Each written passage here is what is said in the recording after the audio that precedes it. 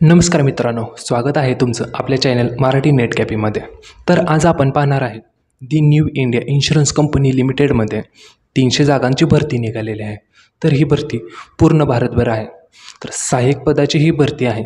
तसेच याची वयाची मर्यादा आहे 21 वर्षे ते 30 वर्ष या वयोगटातील विद्यार्थी याच्यासाठी अर्ज करू शकतात. तर याच्यामध्ये अर्ज कोण करू शकतो?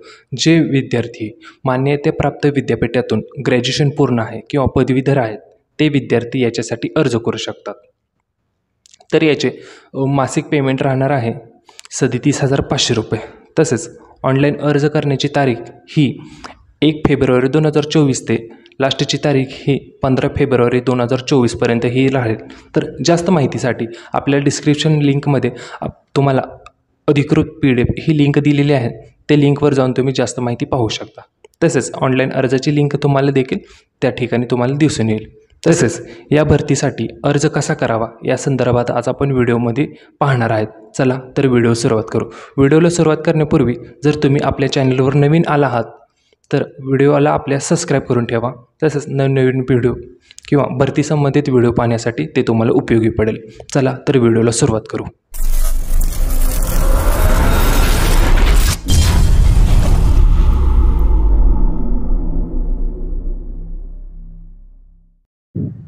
ऑनलाईन अर्ज कसा करावा या संदर्भात व्हिडिओ आपण सुरुवात करू. अर्जाची लिंक तुम्हाला डिस्क्रिप्शनमध्ये भेटेल.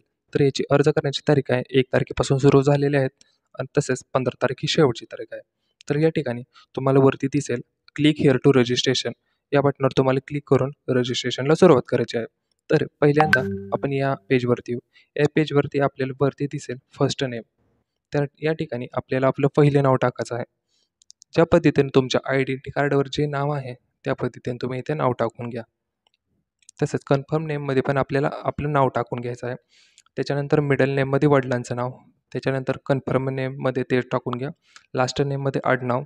या पद्धतीने आपलं पूर्ण नाव टाकून झालेलं आहे. फुल नेम पाहू शकता बरोबर आहे की नाही. त्याच्यानंतर आपल्याला मोबाईल नंबर टाकायचा आहे.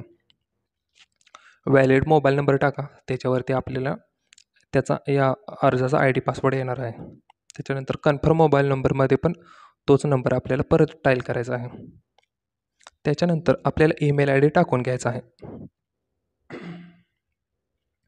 ईमेल ID तुमच्या मोबाईलमध्ये बघून व्यवस्थित टाकून घ्या.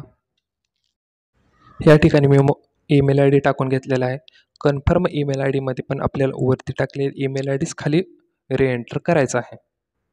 तर ज्या पद्धतीने मी वरती ईमेल ID टाकलेला आहे त्या पद्धतीने तुम्ही ईमेल ID त्याच्यानंतर @ त्याच्यानंतर तुमचं gmail.com काय असेल ते टाकून घ्यायचं आहे. खाली कन्फर्म फुल ईमेल ID टाकून कॅप्चा टाकून खाली सेव्ह अँड नेक्स्ट या बटनावर क्लिक करायचं आहे. त्याच्यानंतर ओके करून घ्यायचं आहे. तर या ठिकाणी आपलं रजिस्ट्रेशन झालेलं आहे. तर इथं पाहू शकता या ठिकाणी आपल्याला ID पासवर्ड आलेला आहे. तो ID पासवर्ड आपल्याला एका कागदावर लिहून घ्यायचा आहे किंवा तो एका ठिकाणी सेव्ह करून ठेवायचा आहे. तो आपल्याला ह्याच्यानंतर प्रिंट काढण्यासाठी तो गरजेचं लागणार आहे. तर या ठिकाणी मी हा आलेला ID पासवर्ड एका ठिकाणी लिहून घेत आहे. याच्यानंतर आपल्याला फोटो आणि सही हे 2 डॉक्युमेंट्स अपलोड करायचे आहेत. तर या ठिकाणी आपण फोटो अपलोड करून घेत आहे पहिल्यांदा. तर या ठिकाणी क्लिक करू. तर या ठिकाणी फोटो हा सिलेक्ट करून घ्यायचा आहे. त्याच्यानंतर खाली दिलेले ओपन बटनावर क्लिक करायचं आहे. तर पाहू शकता या ठिकाणी फोटो अपलोड झालेला आहे. तर त्याच्यानंतर सही पण याच पद्धतीने अपलोड करायची आहे. या ठिकाणी ओपन करू. त्याच्यानंतर सहीवर क्लिक करू. सहीचा स्कॅन केलेला फोटो. तर नाव पाहू शकता या पद्धतीनं आपलं नाव असलं पाहिजे त्या फोटोचं किंवा सहीचं. मध्ये कोणता स्पेस सिम्बॉल वगैरे नसला पाहिजे. तर तो फाईल आपली अपलोड होणार नाही. या पद्धतीने नाव टाकून घ्यायचं आहे.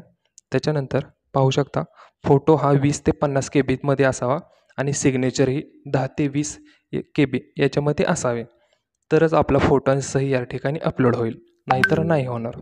या पद्धतीने आपण फोटो आणि सही अपलोड करून घेऊ. त्याच्यानंतर कन्फर्म व्हॅलिड या बटनावर क्लिक करून नेक्स्ट या बटनावर क्लिक करायचं आहे.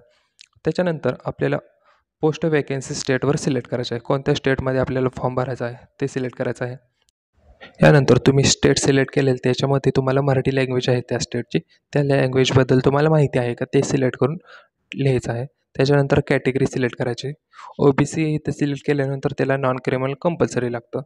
त्याच पद्धतीनं दुसरी कास्ट SC कास्ट सिलेक्ट केल्यानंतर त्याला पण कास्ट सर्टिफिकेट वगैरे हे कंपल्सरी लागतं. आता सध्या ते माझ्याकडे नाही, तर माझी कास्ट ओपन आहे, तर मी ओपन या कॅटेगरीतून फॉर्म भरत आहे. त्याच्यानंतर डिसेबिलिटी नो करून घ्यायचे आहे. या पद्धतीने हे जे सगळे आरक्षण आहेत त्या पद्धतीला तुम्हाला कशाला वाचून वगैरे घ्यायचं आहे. त्याच्यानंतर तुम्ही ज्याला एलिजिबल असाल ते येस करून फॉर्म पुढे कंटिन्यू करायचं आहे. या पद्धतीनं मी प्रत्येक ह्याला इलिजिबल नाही आहे, त्याच्यामुळे मी इथं नो करतो आहे. त्याच्यानंतर खालचा ॲश्युरन्स कंपनीमध्ये काम करत आहे का, नो. त्याच्यानंतर एक सर्व्हिसमॅन आहे का, हे सर्व सिलेक्ट करून येस और नो क्लिक करायचं आहे. त्याच्यानंतर तुमचं रिलिजन विचारतं, धर्म विचारतं. धर्म हा आपला हिंदू आहे, तर हिंदू टाकून घ्या. तुमचा जो धर्म आहे तो तुम्ही टाकून घ्या. याच पद्धतीनं तुमची नॅशनॅलिटी सिलेक्ट करा. त्याच्यानंतर एक्झाम सेंटर या ठिकाणी टाकायचं आहे. प्रिलिम एक्झामला आपल्याला कोल्हापूर जवळ पडतं मला, तर मी कोल्हापूर टाकतो. तुम्हाला जे सेंटर जवळ पडतं ते तुम्ही टाकून घ्या. प्रिलिमिनरी सेंटर आणि मेन एक्झाम हे 2 सेंटर टाकून घ्यायचे आहेत. त्याच्यानंतर डेट ऑफ बर्थ टाकून घ्यायचे आहे या ठिकाणी आपल्याला. जे तुमची बर्थ डेट आहे ते टाकून घ्या. त्याच्यानंतर मेल फिमेल सिलेक्ट करा. त्याच्यानंतर तुम्ही ट्विन्स आहेत का नाही विचारेल. असेल तर येस करून त्यांचं नाव टाका, नसेल तर नो करून घ्या.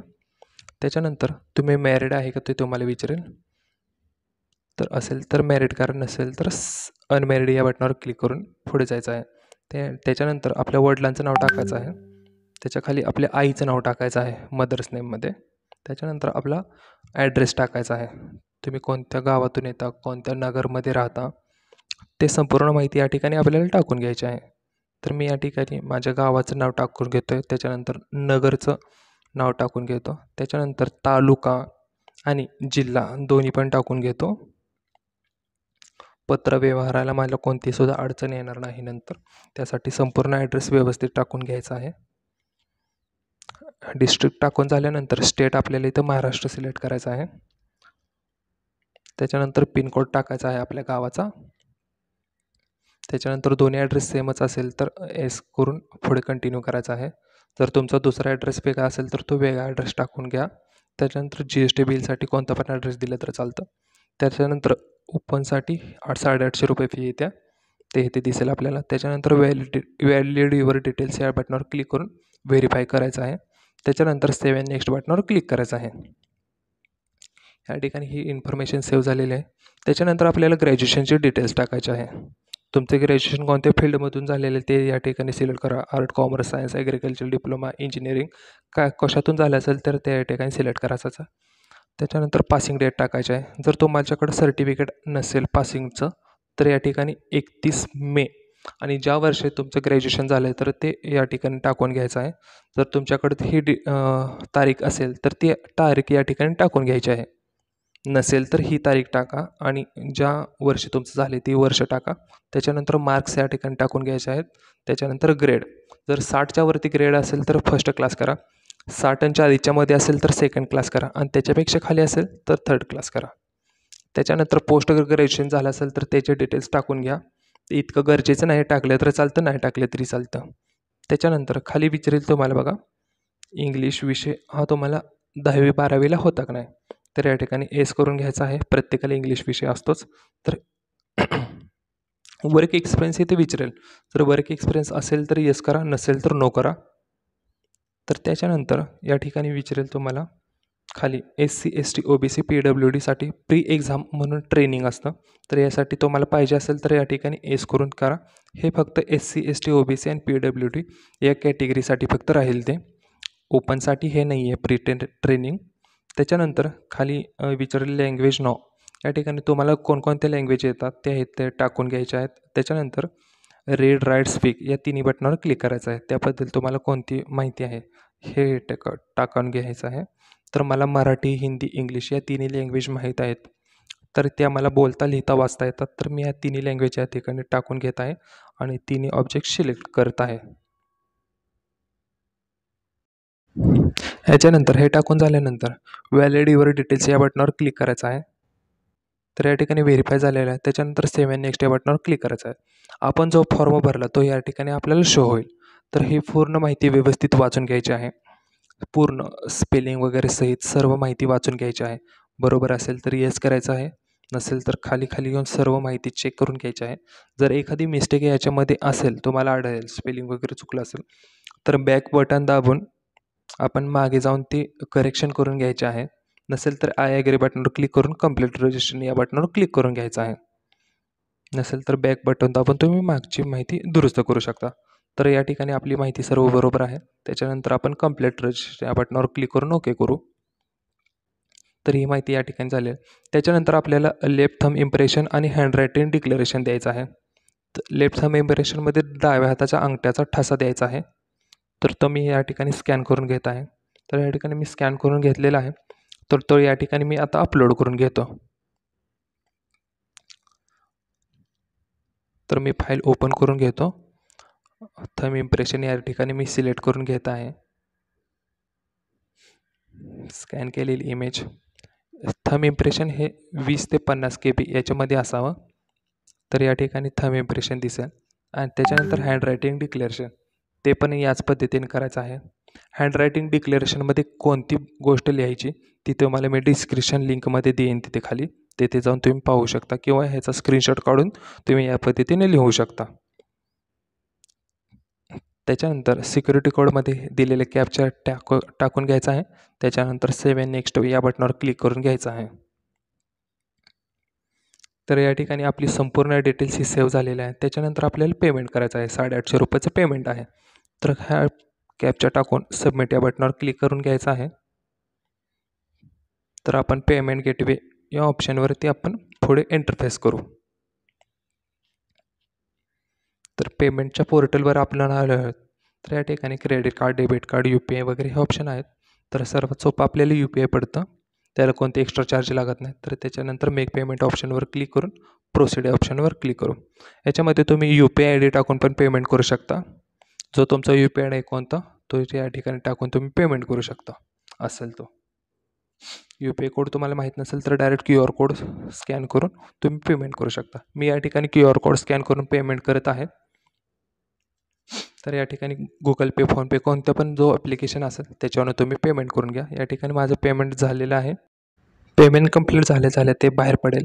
तर त्या ठिकाणी आपण परत लॉग इन करून घ्यायचं आहे. मग लिहून ठेवलेला ID पासवर्ड या ठिकाणी टाकून घ्यायचा आहे.